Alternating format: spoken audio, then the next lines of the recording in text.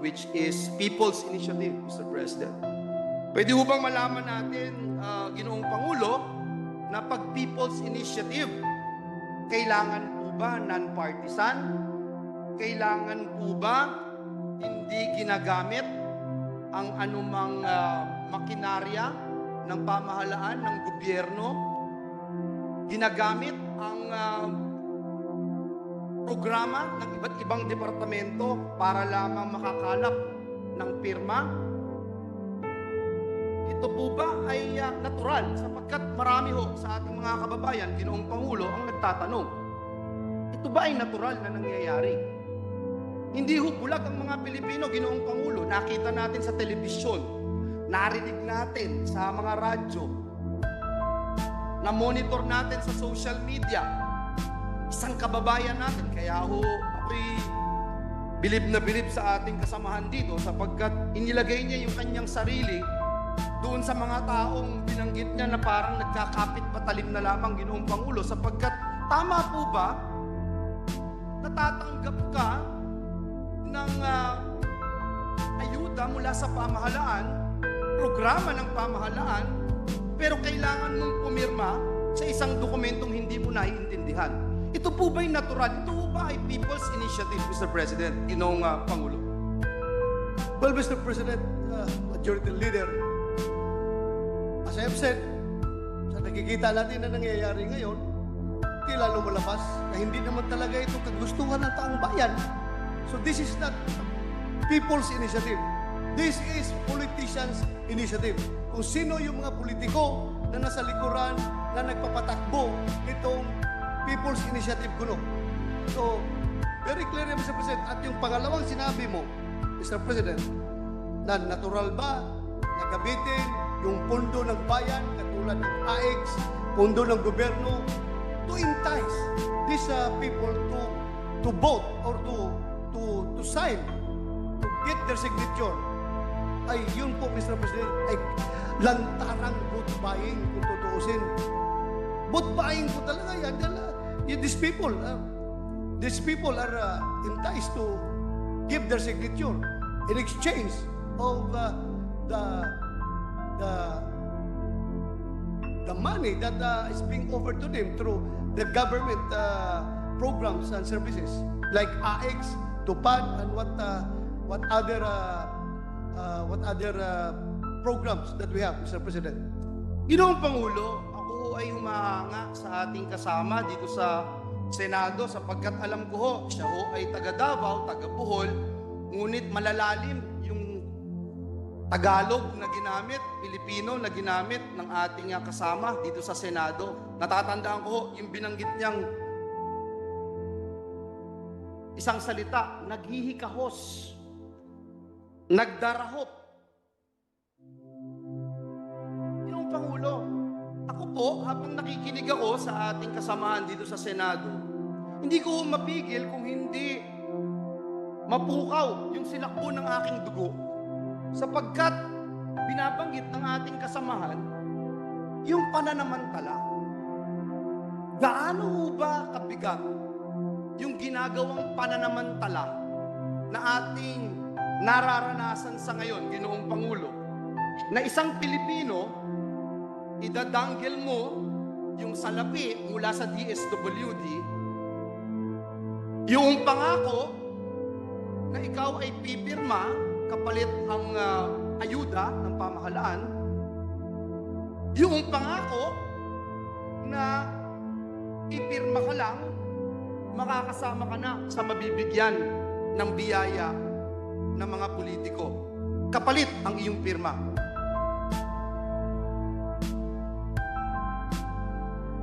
Ito ba yung insulto, Mr. President? Ito ba yung insulto sa iyo, Mr. President? Ito ba yung insulto sa ating institusyon sapagkat ang bawat isa na nagluklok sa atin bilang senador ng Republika ng Pilipinas, nung tayo po ay binoto bilang kinatawan nila as national leaders, Mr. President. Not as district representatives, not as party list representatives, but national leaders. Is this an insult, Mr. President? Is this disenfranchisement, Mr. President?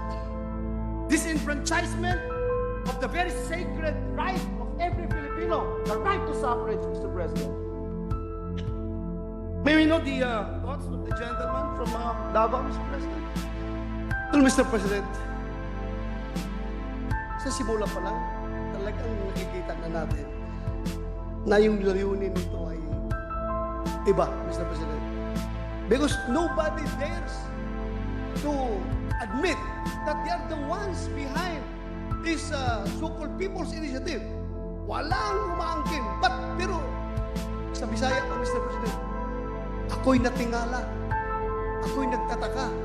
Bakit merong lumabas na timeline na nakaprogram na doon kung anong mga courses of action, anong mangyayari in the next coming days. Pero hanggang ngayon na ayaw nilang aminin na sino talaga ang nasa likuran nito. Very clear po, Mr. President. Ako po ay may nakausap na congressman. Hindi ko lang sabihin. Sinabi niya, talagang instruction yan sa aming liderato ng Kongreso. Sa mababang kapulungan. Ang instruction pa nga sa kanila is not only to get 3% of the registered number of registered voters in their respective congressional district, but to get at least 20%. That is according to my friend Congressman, Mr. President. So, kung yan ang ginagamit yung ating pundo ng gobyerno para makakalap ng perma, hindi lang yan insulto, Mr. President, para sa akin. Kung meron pang word na mas mabigat pa sa insulto, kaya nga, minsan, maiisip ko, Mr. President, tila ba yung sinasabi natin na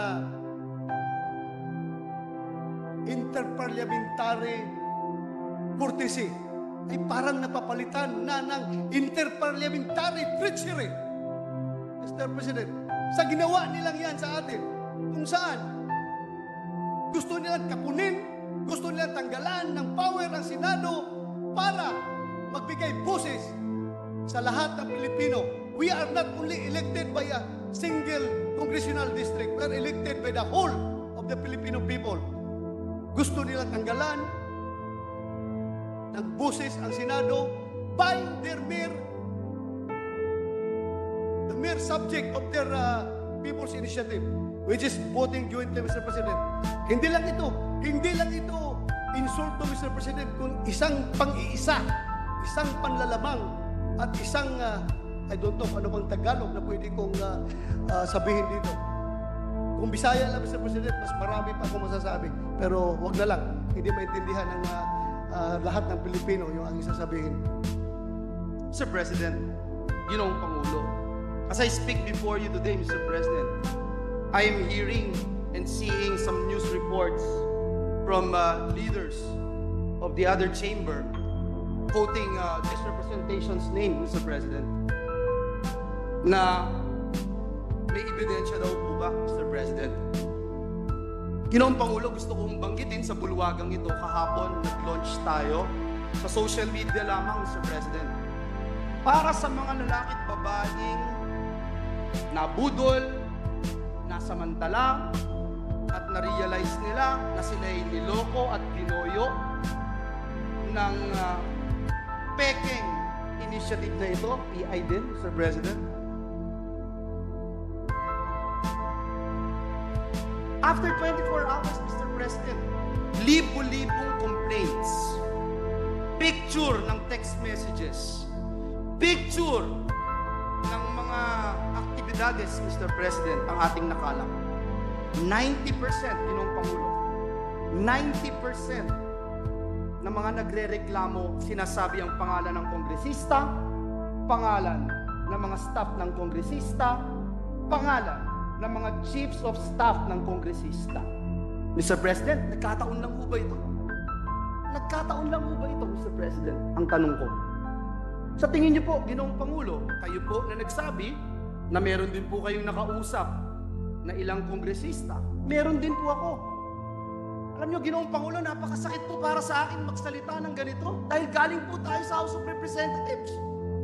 Kayo, Ginoong Pangulo, Senator Risa, Senator Sani, Senator JB, Senator Will, Senator Mark, Lahat po tayo galing ng House of Representatives. Ako po, Ginoong Pangulo, wala akong Joel Villanueva kung walang House of Representatives.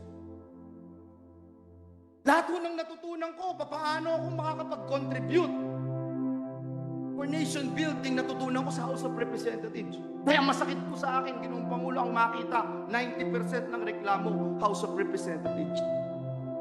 Nagtataon po ito, Ginoong Pangulo. Pagsasalita na po ako, yung alam ko ho, personal, hindi lang yung sinumbong sa akin na sinasabi kong 90%. Sa aking lalawigan, ito yung pinakamasakit. Lalawigang tinubuan ko, Mr. President. 20 taon mahigit ang hinintay bago nagkaroon ng representante ang dakilang lalawigan ng Bulacan dito sa bulwagang ito. Tapos may ganito, Mr. President.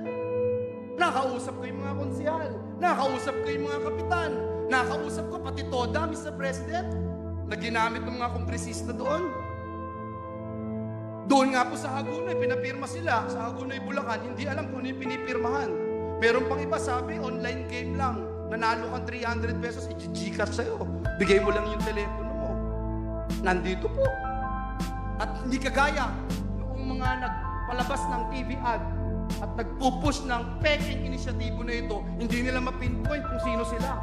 Handa po ako ibigay ito. Handa akong sabihin kung sino itong mga ito.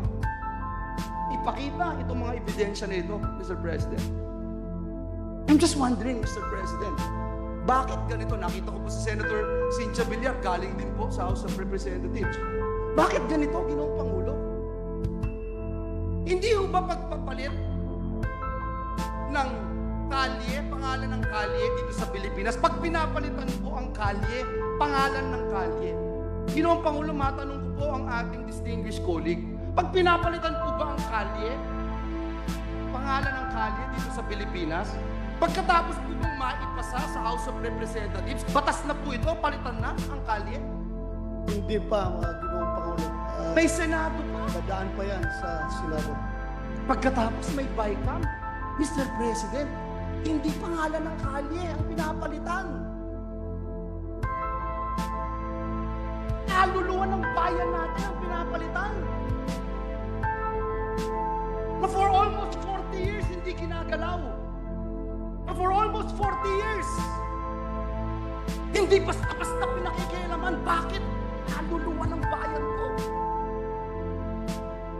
Now you see, with your own eyes, on television, now you hear the complaints of the people. And I will use and borrow the words of Senator Bato de la Rosa, yung mga nagdarahop, yung mga naghihikahos, mga nangangailangan ng tulong, nangangailangan ng ayuda ng gobyerno, umaasa sa tulong ng gobyerno, pagsasamantalahan natin para lamang ma-extend ang termino natin, para lamang abolish ang Senado. Mr. President, kung gusto ng taong bayang i-abolish ang Senado, I don't mind. If it is the will of the people, I don't mind. Ano mang klaseng gusto ng ating mga kababayan, dalhin man ang ating bayan sa kangkungan, dalhin man ang ating bayan sa impyerno, kung yan ang gusto ng taong bayan, susunod tayo. Rerespetuhin natin. Pero Mr. President, Ginoong Pangulo, kung ayuda ng gobyerno, ipagkakait mo. Kung hindi ka pipirma, Hindi ka makatanggap. hindi ka makakatanggap. At ano ito? Katang isip ni Senator Bato de la Rosa? Katang isip ni Joel Villanueva? Bakit hindi natin tanungin ang bayan? Bakit hindi natin tanungin si Juan de la Cruz? Ito ba ay People's Initiative? Mr. President, I can go on and on, but I just wanted to also ask our dear colleague, where do we go from here, Mr. President? How do you want this privilege speech, Mr. President? Pagkatapos nating i-refer, and I suppose, if I may, mamaya ay i-refer ito dun sa committee ni Senator Amy Marcos ng Committee on Electoral Reforms and People's Participation. Ano yung pwede nating magawa dito, Mr. President. Ngayon na pagkatapos ng meeting ng ating pinuno ng Senado at ng pinuno ng Kamara de Representantes na tayo po'y nagsunog ng kilay para ayusin at siguruhin yung mga gusto kuno ng ating mga kausap na marami din naman sa atin pabor doon sa economic provisions. Kaya nga po natin pinasa yung Public Services Act. 5 sektor lang yung hindi natin pinagalaw na magkaroon ng 100% ownership, Mr. President. Ngayon, Mr. President, where do we go from here? Kailangan pa ba nating ispilingin yan, Mr. President? Kailangan pa bang i-memorize yan kung seryoso yung ating mga kausap, Mr. President? Sa pagpapasa nitong joint resolution na ito? That's my question, Mr. President. Well, Mr. President, if I may add, kanina, nag-start yung aking investigation on the alleged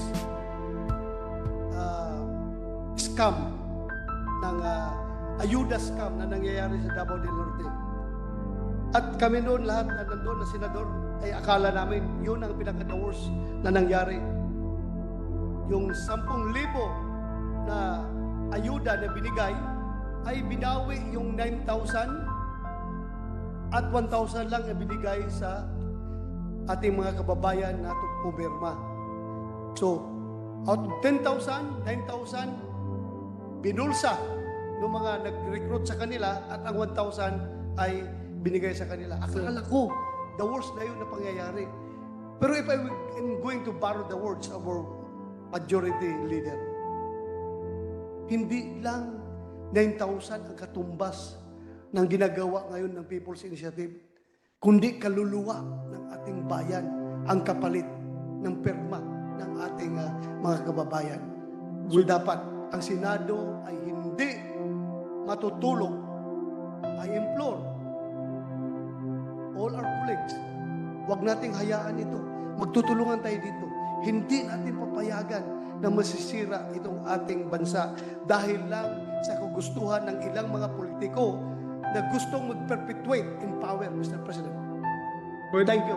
With the permission of the majority floor leader. President. Yung kaninang binanggit mo, Senator Bato, ang 10,000, kinupit ang 9,000, kinuha, o kinupit o ninakaw, binawi yung 9,000 at naiwan yung 1,000. Yes, At Mr. para yan pumirma sa People's Initiative. Ay, hindi yun, Mr. President. Iba yun. Ay, iba yun. Iba. Iba. Kasi dalawang krimen, kung yan ang nangyari, dalawang krimen ang nangyari doon. So, ang sinasabi mo, ito ay ayuda lamang. Ayuda lamang. Ayuda lamang. Ang comparison lang na pinapakita ko is that yung katumbas ng perma nila ay 9,000 na napunta sa korupsyon.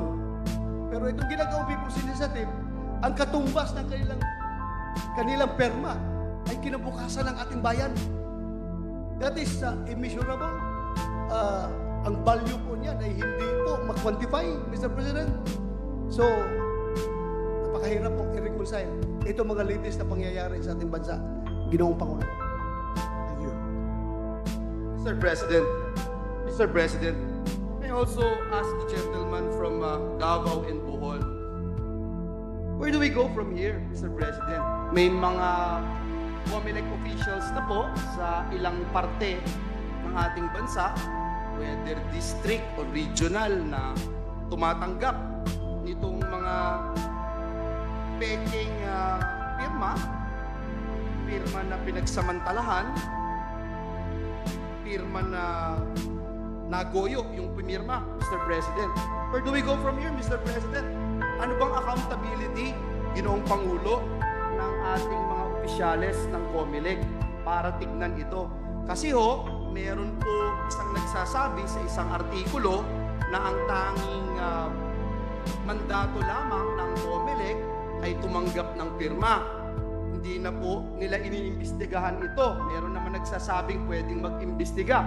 Ngunit sa aking pagkakaalam, Mr. President, matagal-tagal na rin po tayo dito sa mundo ng legislatura, Mr. President. As I mentioned, I was a term member of the House and this is my second term here in the Senate, hindi naman po ganun talaga makapag-imbestiga ang COMELEC sa mga ganitong gawain, Mr. President. So, what can we do, Mr. President? I think, Mr. President, right now, we cannot stop COMELEC from accepting all the signatures being submitted to them because it is their duty to receive all those signatures. But doon na lang natin sila sisingilin, Mr. President, sa kanilang function sa pag-verify. Yung verification nila, dapat ito ay gagawin nila ng totoo at may halong konsensya, Mr. President. Sana may konsensya sila sa kanilang gagawing verification later on, Mr. President. Perhaps, Mr. President, I would encourage my distinguished colleague, Senator Bato, to look into this specific law, if there is any, Mr. President, to not just ministerially accept all these signatures despite the fact that they are very much aware of what is happening. In fact, Mr. President, just today, I made an announcement that because just like our dear colleague, hindi ko masikmura ito, Mr. President. Hindi ko masikmura talaga. Ako'y mag-retire na after my term here in the Senate, Mr. President. And hindi ko lang masikmura itong ginagawang paglapastangan sa payak na karapatan ng ating mga kababayan. Lalong-lalo na sa pagpapalit ng ating konstitusyon. If there's one word to describe what's happening right now, Mr. President, nakakasalukasok. Nakakasalukasok itong ginagawang ito, Mr. President. Mr. President, this is bigger than us, bigger than you and me, bigger than all of us, bigger than this institution. When you talk about the Constitution of the Republic of the Philippines. Mr. President, perhaps we can do something about it. Kung alam natin na may problema, at gaya ng nabanggit ko, Mr. President, ako mismo ay willing na spearhead yung pagbawi ng pirma ng ating mga kababayan. Kaya sa mga nanonood po sa atin, live streaming sa Facebook o kung saan man, inaanyayahan ko po kayo, gaya ng binanggit kanina ni Senator Bato, magsumbong po kayo. Aalalayan po namin kayo. All you need to do is magkaroon ho kayo ng affidavit. Gagawa ho namin kayo ng form. Punta lang ho kayo sa inyong lokal na COMELEC office sa inyong lugar. At sabihin ang nangyari at binabawi ninyo ang inyong pirma. Kasi ho ako, sa aking experience, Mr. President, doon ho sa aming lalawigan, lalo na sa aming distrito, nakakalungkot po yung nangyari sa aming distrito. Wala ho akong nakausap ni isa. Ako'y gagalangin ko, Mr. President, Senator Bato de la Rosa, gagalangin ko po yung aking kababayan na magsabi sa akin, gusto ko itong pagpapalit ng ating konstitusyon, o gusto kong revisayin, gusto kong tignan. Gusto kong i-review. Gusto kong magkaroon ng unicameral form of government. Gusto kong buwagin ng Senado. Gagalangin ko po Actually, gagalangin ko po. Wala ho akong problema doon. Pero sa aming distrito, wala po akong nakausap ni isa na naiintindihan yung kanyang pinirmahan. Ni isa na nagsabing pinapirma siya at in-explain kung ano nga ba itong People's Initiative na voting jointly ang Kamara at Senado. Na ang Speaker o ang Senate President, hindi Mr. President, Speaker or Senate President may call to convene a Constituent Assembly. Wala ho akong narinig na gano'n. Ulitin ko po, Mr. President, gagalangin ko kung yun ay bukal sa loob ng aking kababayan. Sino man po sila, nasaan man po sila. Pero ulitin ko po, sa aming distrito, wala pa ho akong nakausap. Well, Mr. President, the mere fact na ito'y ginawa nila while we are on break, nasa Christmas vacation tayo, nagkakaroon sila ng blitzkrieg attack. Mr. President, how do you qualify that kind of situation? Naka-break tayo, bigla na lang, lumabas ito ngayon, at wala na. We're caught off guard. Are you saying there's bad faith, Mr. President? Well, I presume there is bad faith. Then, pwede namang sabihin sa atin, prangkahin tayo, na gusto namin ito. Kung meron silang respeto sa atin, pwede naman na sabihin na gusto namin ito, introduce namin ito, Sa ayaw nyo sa gusto, we will go for it. Pero wag naman yung patalikod, Mr. President, na mabulaga na lang tayo abang tayo nasa vacation. Ganun na lang. What about the result of our caucus, Mr. President?